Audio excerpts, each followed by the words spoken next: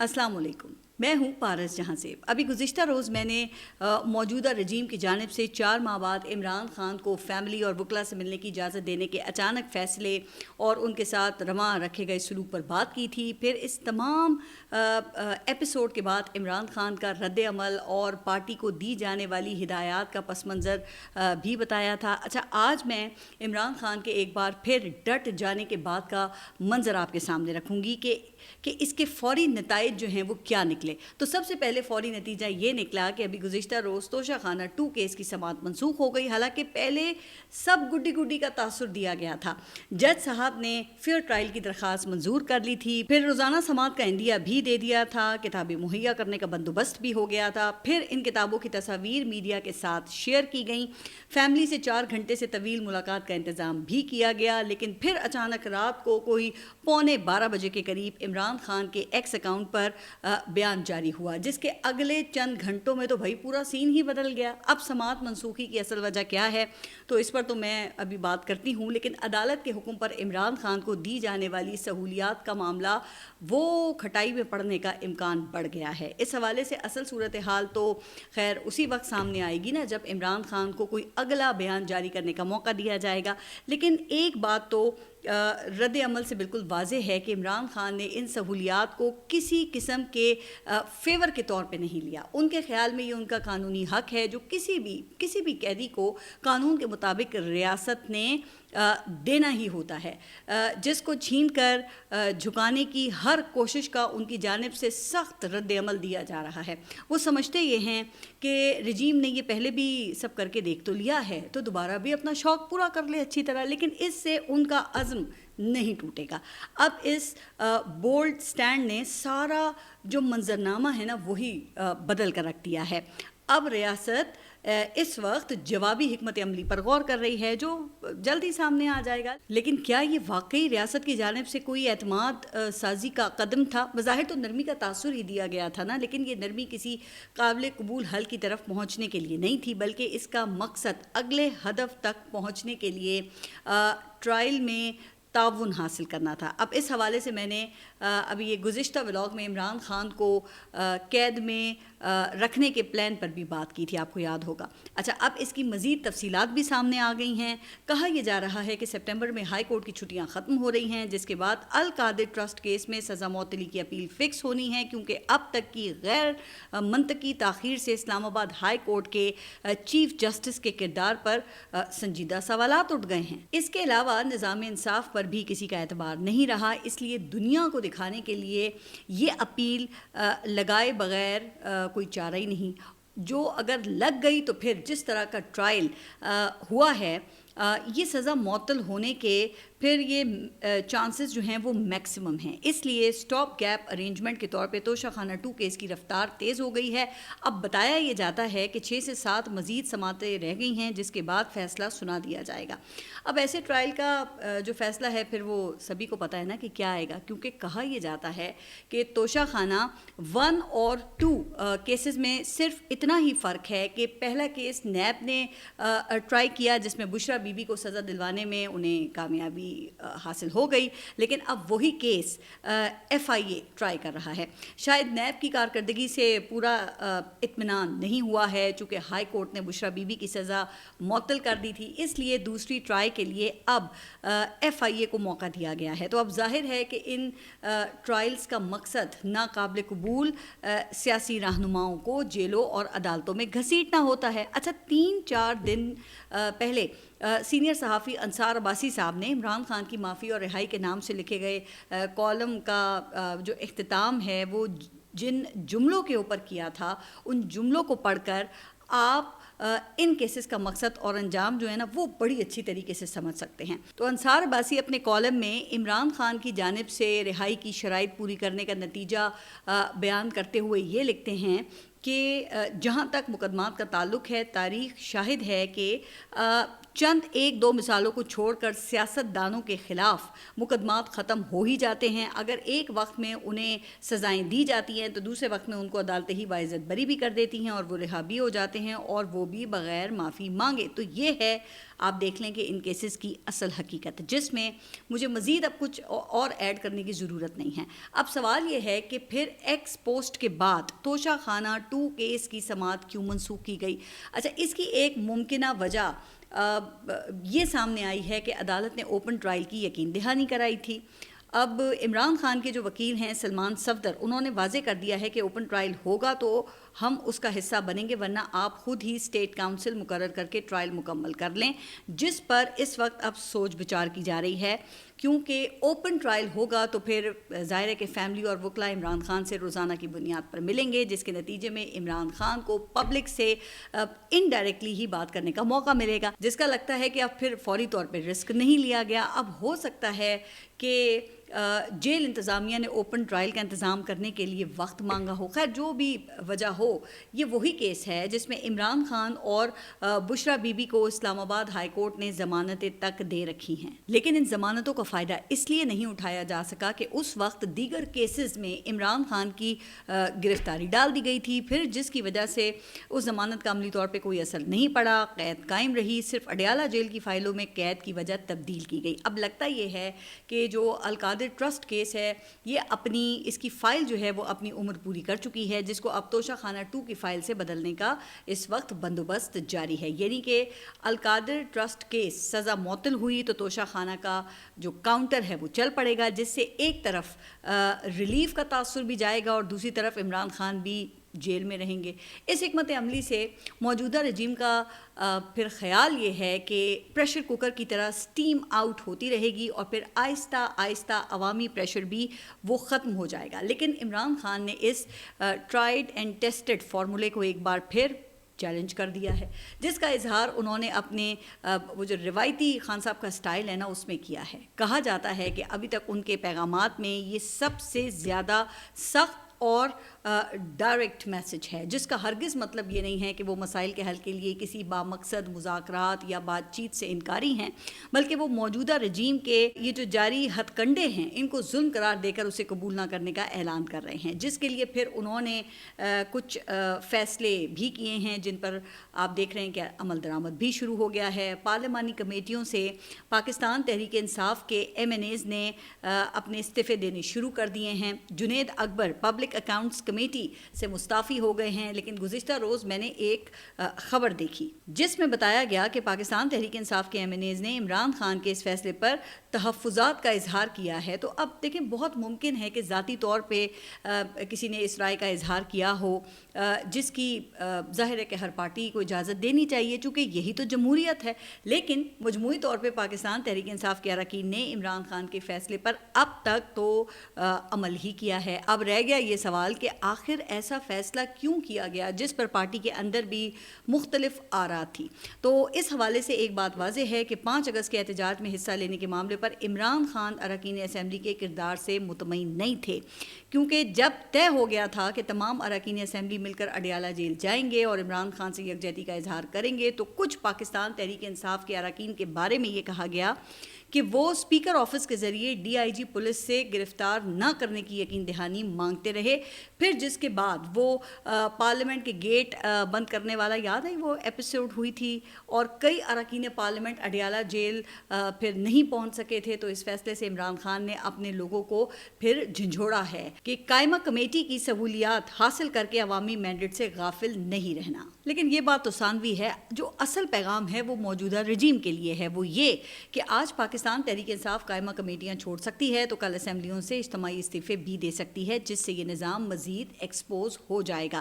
لیکن باور کرانے کی کوشش یہ کی گئی ہے کہ باز آ جاؤ, ورنہ نظام کو چلانے کے لیے جبر کے ذریعے جو تھوڑی بہت قانونی حیثیت ارینج کی گئی ہے یہ بھی جاتی رہے گی. اچھا, اب اس حکمت عملی کو مزید تقویت دینے کے لیے میاں اظہر کی سیٹ اور کے پی اسمبلی کے علاوہ کہیں بھی بائی الیکشن نہ لڑنے کا اعلان کیا گیا ہے۔ اب اس کی توثیق پاکستان تحریک انصاف کی سیاسی کمیٹی نے بھی کر دی ہے۔ اس حوالے سے پاکستان تحریک انصاف پر دو طرح کی تنقید ہو رہی ہے، لیکن عمران خان نے اس کو بھی اگنور کیا ہے۔ کیوں کیا ہے؟ ہاں یہ بھی اہم ہے۔ پہلا اعتراض ان لوگوں کی جانب سے کیا جاتا ہے جو بائیکاٹ کی سیاست کو نقصان دہ سمجھتے ہیں۔ اب ان خیالات کے حامل لوگوں میں پاکستان تحریک انصاف کے اپنے بھی کچھ ایم این ایز شامل ہیں، جس کی وجہ سے اس معاملے پر سیاسی کمیٹی میں ایک کنفیوژن پیدا ہوا۔ دوسری تنقید جو ہے وہ حکومتی حلقوں کی جانب سے کی گئی ہے، جس میں پاکستان تحریک انصاف کو الیکشن سے بھاگنے کے خوب تانے دیے گئے ہیں۔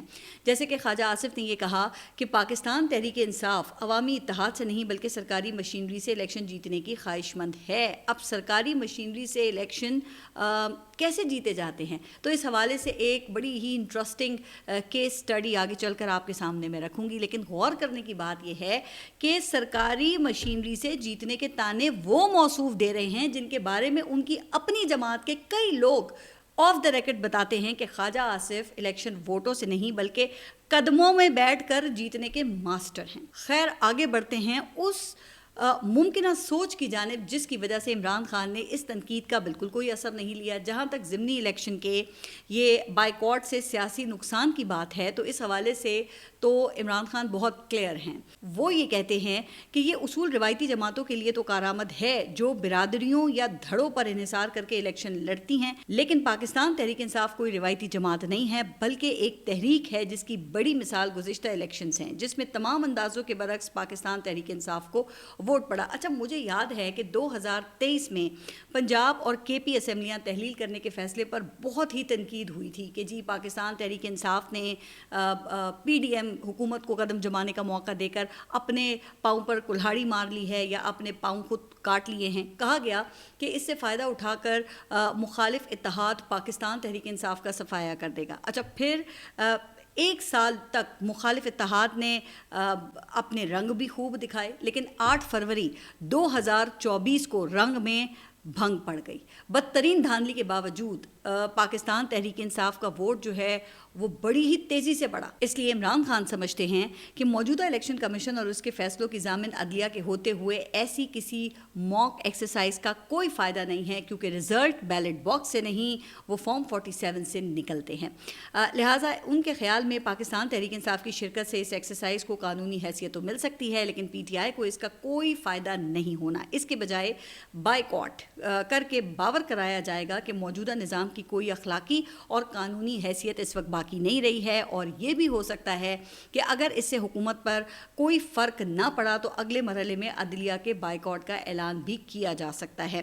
ویسے ابھی تک ایسی کوئی باضابطہ جو تجویز ہے وہ تو سامنے نہیں آئی ہے، لیکن جب نظام پر ہی عدم اعتماد کر دیا ہے تو پھر کوئی وجہ نہیں کہ اگلا نمبر عدلیہ کا نہ ہو۔ اس حوالے سے عمران خان اپنے بیان میں یہ کہہ چکے ہیں کہ یہ جو ظلم ہو رہا ہے اس میں جج برابر کے شریک ہے۔ اب ظاہر ہے کہ حکومت کو پھر اس سے کیا مطلب، فیصلہ شریکوں نے کرنا ہے، اپنے ادارے کی ساکھ کو بحال کرنا ہے تو وہ پھر اس کے لیے کیا کرتے ہیں؟ اس کا جواب خیر عدلیہ کے فیصلوں سے ظاہر ہوگا، لیکن پاکستان تحریک انصاف کے ضمنی الیکشن میں نہ جانے کی بڑی وجہ وہ یہ الیکشن کمیشن کا کردار ہے۔ اب اس کردار کے مظاہرے پھر کمیشن کی جانب سے دکھائی جانے والی کرشمہ سازیوں سے ہوتے ہیں، جن کے ذریعے ووٹ اور مینڈیٹ چوری کرنے کے ایسے طریقے اختیار کیے گئے ہیں جن کی تاریخ میں مثال نہیں ملتی۔ اب میری نظر ایک خبر پر پڑی جس کے بعد پھر میں یہ سوچنے لگی کہ شاید ووٹ چوری اس خطے کی طاقتور قوتوں کے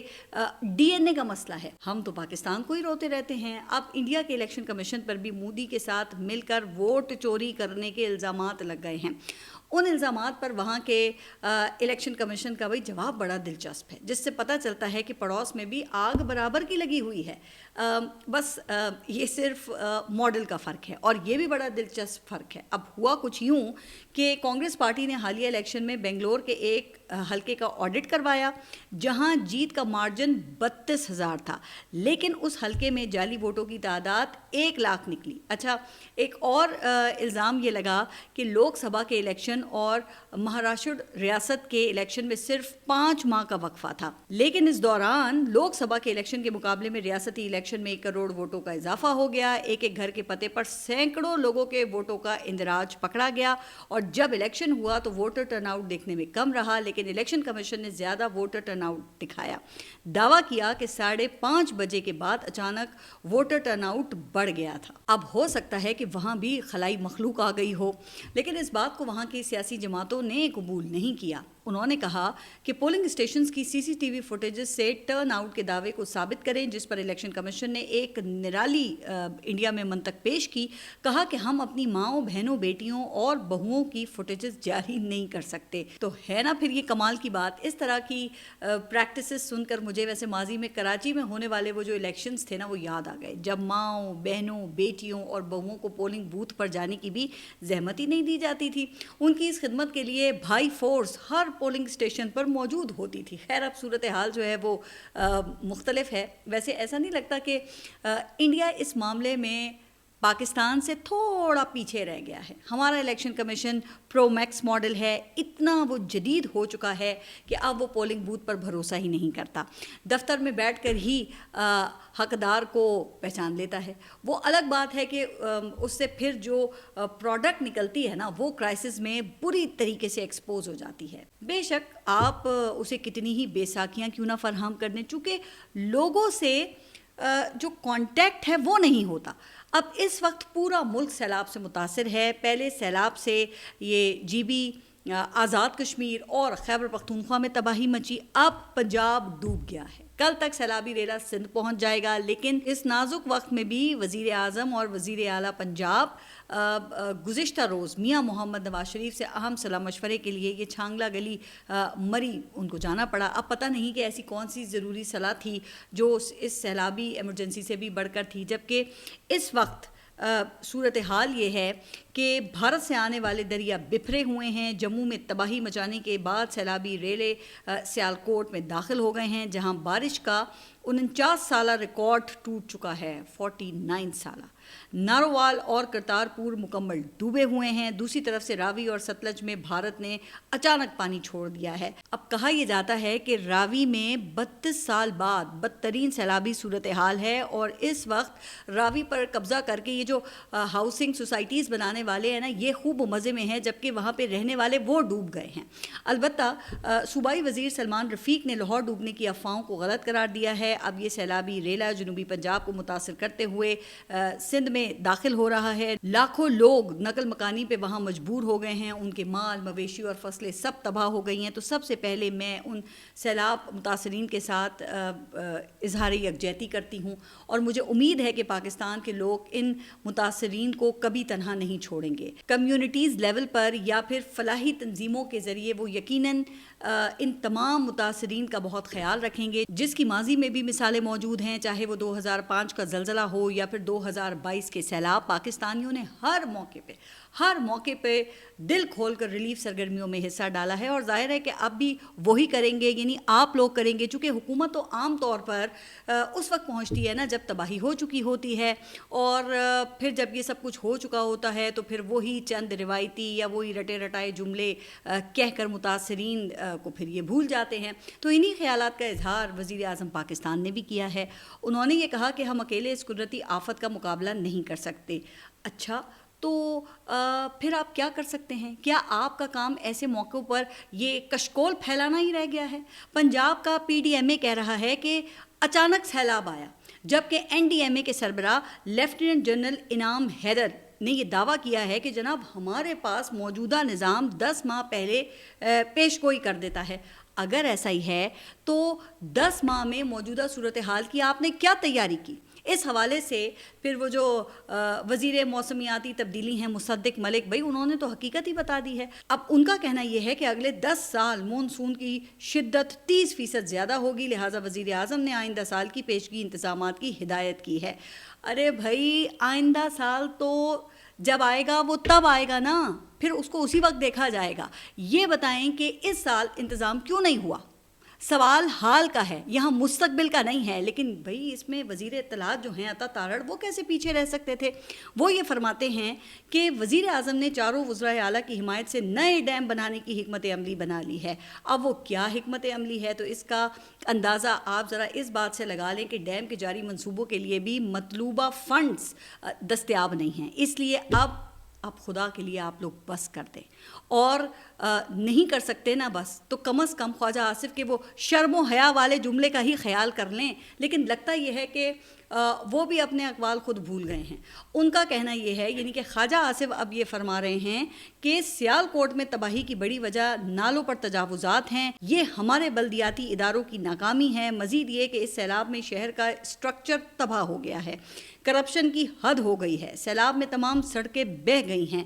اچھا پھر کمند دیکھیں کہ کہاں جا کر ٹوٹتی ہے. کہتے ہیں کہ کوئی پوچھنے والا نہیں ہے، ایس ڈی او کو، ایکسین کو یا ٹھیکیدار کو، یعنی کہ ذمہ دار یہ سارے جو نچلے لیول کے لوگ ہیں یا آفیسرز ہیں وہ ہیں. اب پتہ نہیں کہ ان کی جو شکایت ہے وہ خواجہ آصف کس کو لگا رہے ہیں، لیکن 40 سال سے تو وہ خود مسلسل سیالکوٹ کی نمائندگی کرتے آ رہے ہیں. اس دوران 20 سال سے زائد عرصہ ان کی اپنی جماعت کی یہ حکومت رہی ہے نون لیگ کی، جس کو میاں محمد نواز شریف اور شہباز اسپیڈ لیڈ کرتے رہے ہیں. باقی رہ گئے بلدیاتی ادارے، تو ظاہر ہے کہ یہ کام تو اب وزیر اعلیٰ پنجاب نے کرنا ہے نا، جو فی الحال بلدیاتی الیکشن کے لیے حالات کو سازگار نہیں سمجھتی. تو یہ ہے ہمارے حکمرانوں کی ترجیحات. جبکہ متاثرین کو پہلے سیلاب نے مارا، اس کے بعد پھر ڈینگی اور پھر واٹر بورن بیماریوں نے حملہ کرنا ہے، جس کے بعد پھر 30% زیادہ شدید مانسون شروع ہو جائے گا. اور یہ سائیکل یوں ہی چلتا رہے گا جب تک احساس نہیں جاگے گا. اور احساس تو پھر اسی وقت جاگے گا نا جب کوئی عوام سے جڑا ہوا ہوگا، جب کسی کا عوام سے کوئی رابطہ یا پھر کوئی کانٹیکٹ ہوگا. تو آپ سب پھر اپنا خیال خود ہی رکھیے، اور اگلے ولاگ تک کے لیے اللہ حافظ.